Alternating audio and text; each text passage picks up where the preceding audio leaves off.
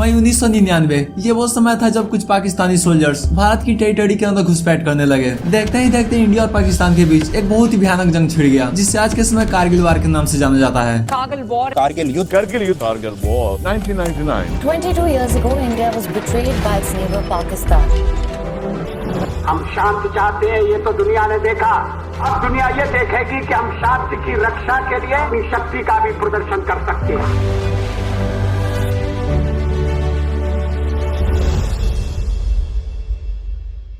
उससे पहले मैं आपका दोस्त सोनू शर्मा और आज हम 1999 में घटी 3 ऐसी घटनाओं को बताने जा रहे हैं जिसे जानकर आपके भी रोंगटे खड़े हो जाएंगे। So let's start this video.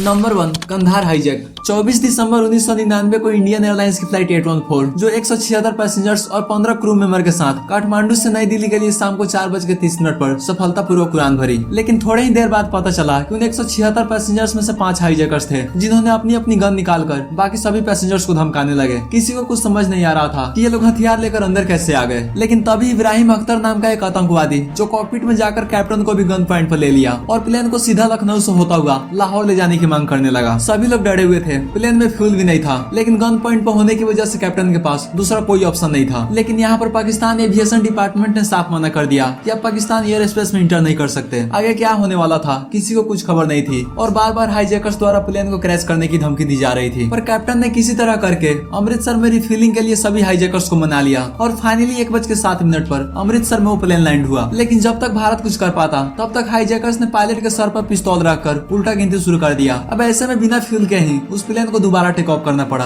हालांकि बाद में लाहौर एयर स्पेस डिपार्टमेंट से सिर्फ रिफ्यूलिंग के लिए परमिशन मिल गई, जिसके 10:30 पर लाहौर एयरपोर्ट पर रिफ्यूलिंग के बाद वो प्लेन दोबारा टेक ऑफ हुआ। जिसके बाद अगले सुबह 3 बजे दुबई के एयरपोर्ट पर रिफ्यूलिंग के बदले 26 पैसेंजर्स को रिहा करने के लिए समझौता हुआ और वहाँ से प्लेन काबुल एयरपोर्ट से होता हुआ 26 दिसंबर को सुबह 8 बजे गंधार एयरपोर्ट पर लैंड हुआ। उसके बाद 6 दिनों तक वो प्लेन उसमें ट्रेवल कर रहे लोगों के लिए एक जेल बना रहा और 6 दिन बाद हाईजैकर्स और सरकार के बीच समझौते पर बातचीत हुआ, जिसमें हाईजैकर्स ने 36 आतंकवादियों की रिहाई के साथ 76 करोड़ 40 लाख रुपए की मांग की अमेरिकी डॉलर में, जिसकी वैल्यू आज के हिसाब से करीब 16 अरब 43 करोड़ के आसपास होता है। इनकी मांगे सुनकर सरकार तो दूर पूरा देश सत्ते में आ गया। लेकिन 28 दिसंबर को फिर से समझौता हुआ, जिसमें 36 के बदले 3 आतंकवादियों को छोड़ने की बात हुई, जिसका नाम था मौलाना मसूद अजहर, उमर शेख और मुश्ताक अहमद जरगर। लेकिन इस 8 दिन में भूख और प्यास के कारण उन पैसेंजर्स की हालत इतनी ज्यादा खराब हो गई थी जिसे बता पाना मुश्किल है।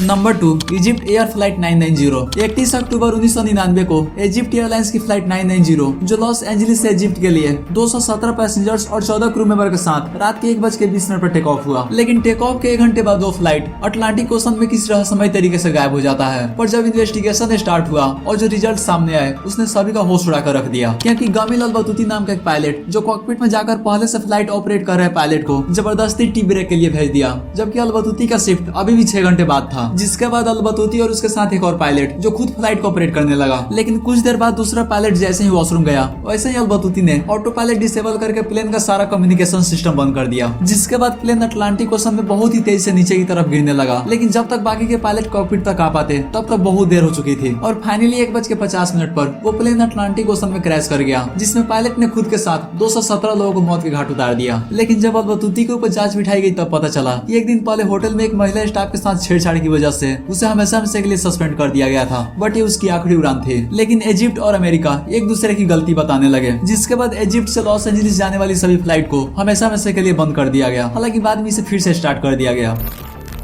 नंबर 3, कारगिल वार 1999। दरअसल 3 मई 1999 को तासी नामग्याल नाम का एक आदमी, जिन्होंने देखा कि कुछ आदमी अपनी हाथों में हथियार लिए हुए बंकर्स की खुदाई कर रहे थे, जिसके बाद उन्होंने तुरंत इंडियन आर्मी को इन्फॉर्म किया। लेकिन जब इंडियन आर्मी ने इसकी जांच की तो वो भी पूरी तरह से शॉक रह गए, क्योंकि उन लोगों का मेन मकसद था नेशनल हाईवे 1 को ब्लॉक करना और इस तरह करके वे लोग कश्मीर को लद्दाख से कट ऑफ कर सकते थे। लेकिन उस समय पाकिस्तानी सोल्जर्स को वहाँ से भागा पाना बहुत ही मुश्किल था, क्योंकि सारे दुश्मन सोल्जर्स पहाड़ी के टॉप पर बैठे थे, जहाँ की हाइट 16,000 फीट थी और उस समय टेम्परेचर -8 डिग्री से -11 डिग्री सेल्सियस तक था। ऊपर से ब्लैंक फायरिंग हो रही थी। अब ऐसे में इंडियन सोल्जर्स के लिए खराब मौसम या रात के समय में ही उस टॉप पर चढ़ पाना मुमकिन था। इसके साथ कई सारे कंडीशन को देखते हुए ये एस्टिमेट किया गया कि एक फिट सोल्जर को टोलोलिंग पहाड़ी के टॉप पर जाने में करीब 11 घंटे लगेंगे। जिसके बाद मेजर राजेश अधिकारी 18 सोल्जर्स के साथ पहाड़ी के टॉप पर जाने का फैसला किए। लेकिन ये लोग जैसे ही 15,000 फीट की ऊंचाई पर पहुंचे वैसे ही दुश्मन सेना ने इनके ऊपर फायरिंग करना शुरू कर दिया, जिसमें मेजर अधिकारी के साथ 2 और सोल्जर्स जो उसी समय शहीद हो गए। जिसके बाद 12 जून को को कर्नल रविंद्रनाथ अपने टीम के साथ बाकी के फंसे सोल्जर्स को बचाने के लिए निकले। उसके बाद लगातार 4 घंटे तक दोनों ओर से फायरिंग चली और इस तरह से पूरे 21 दिनों की लड़ाई के बाद